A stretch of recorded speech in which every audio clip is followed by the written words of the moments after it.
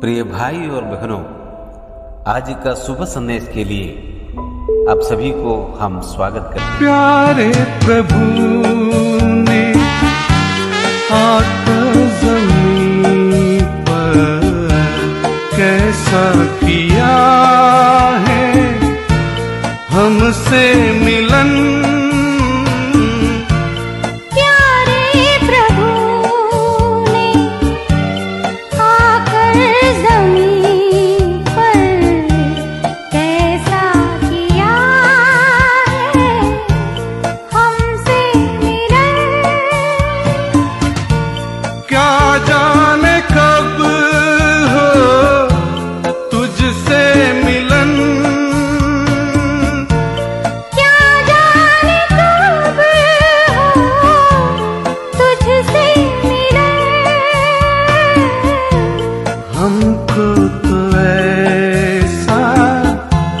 प्रतिदिन बता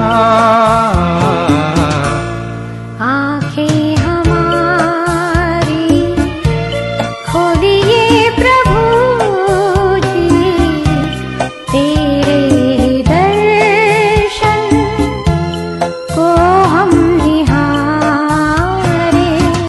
आज का संदेश प्रभु के दास शनो सामुएल अडूर से बांटा जाएंगे। प्रार्थना के साथ सुनिए। इस महत्वपूर्ण संदेश सुनने वाला सब लोगों को पवित्र परमेश्वर का धन्य नाम से धन्यवाद देना चाहता हूं। प्रभु आप लोगों को आशीष दे, यही हमारा प्रार्थना है। व्यवस्था विवरण का किताब 8 अध्याय उसका 6 आयत पढ़ेंगे। बाइबल में पुराना नियम में व्यवस्था विवरण 8 अध्याय उसका 6 आयत, उधर ऐसे लिखा है, इसलिए अपने परमेश्वर यहोवा की आज्ञाओं का पालन करते हुए उसके मार्ग पर चलना और उसका भय मानते रहना। इधर खास करके 3 बातें अपना लोगों के लिए परमेश्वर ने बताया हुआ है। क्या बताया?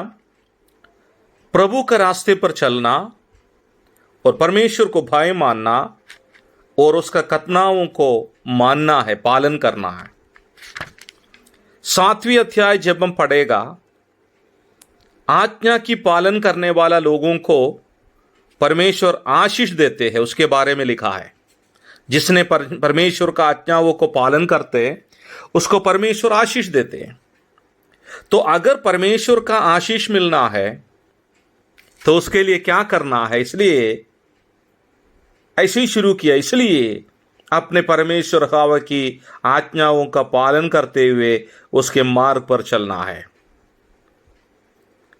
तो परमेश्वर अपने लोगों के बारे में यही चाहते हैं, परमेश्वर के रास्ते पर, मार्ग पर और चलना है। प्रभु के वचन में इसे कहते हैं, मैं हूं रास्ता है, आई एम द वे। प्रभु यीशु मसीह ने कहा, मैं सीधे मार्ग में, सच्चे मार्ग में ही है, मैं सही रास्ता दिखाएगा। हमें मालूम है दुनिया में बहुत सारे रास्ते हैं, लेकिन कभी कभी जो रास्ता हम ढूंढते हैं, हम सेलेक्ट करते हैं, उस रास्ते पर हम चलते हैं, बाद में हमें पता चलते ये रास्ता गलत था। कभी कभी अपना बुद्धि से, शक्ति से हम कुछ रास्ता को ढूंढते हैं, वो भी उस अंत में कभी कभी उसका भी फल गलत निकलते हैं।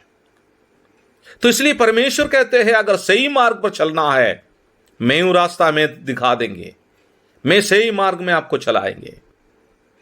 तो उस रास्ते पर हम चलना है।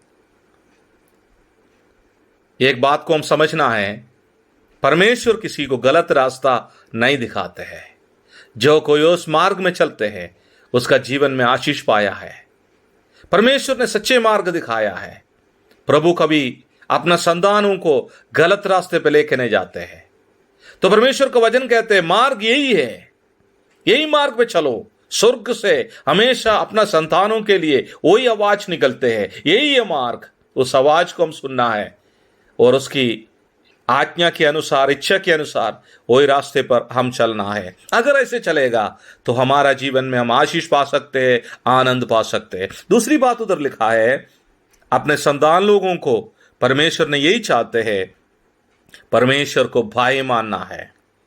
क्यों परमेश्वर को भाई मानना है? वो हमारे पिता है, वो हमारा सृष्टिकर्ता है, उसने हमें बनाया। ये जो बातें यहूदी लोगों के बारे में इस अध्याय में बताया है, ये लोगों को मिस्रईम देश से, अंधकार से, मुश्किल से, कठिन परिस्थिति से परमेश्वर ने छुड़ा के लेके आया, बचा के लेके आया। तो बचाने वाला परमेश्वर कहते हैं तुम मुझे भय मानना है।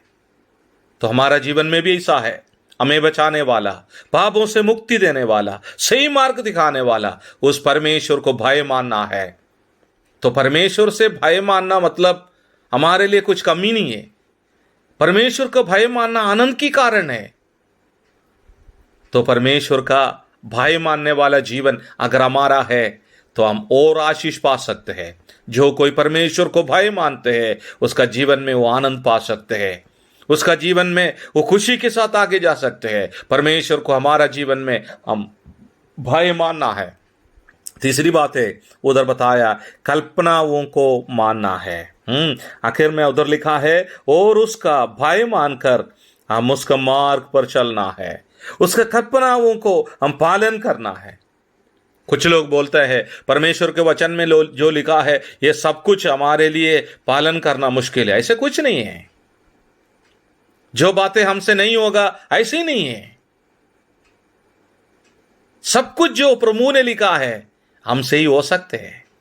हम करना है, पालन करना है।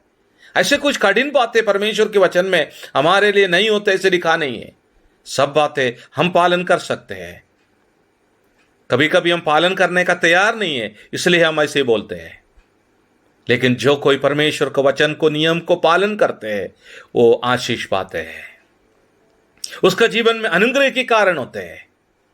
जितना कल्पनाओं को मानते हैं, जितना बातों को मानते हैं, जितने हम परमेश्वर के वचन के अनुसार चलते हैं, उतने हमारा जीवन में हम और अनुग्रह पा सकते हैं। देखो, परमेश्वर के वचन हमसे कहते हैं प्रभु के मार्ग पर चलना है, परमेश्वर को भय मानना है और उसके कल्पनाओं को मानना है, पालन करना है।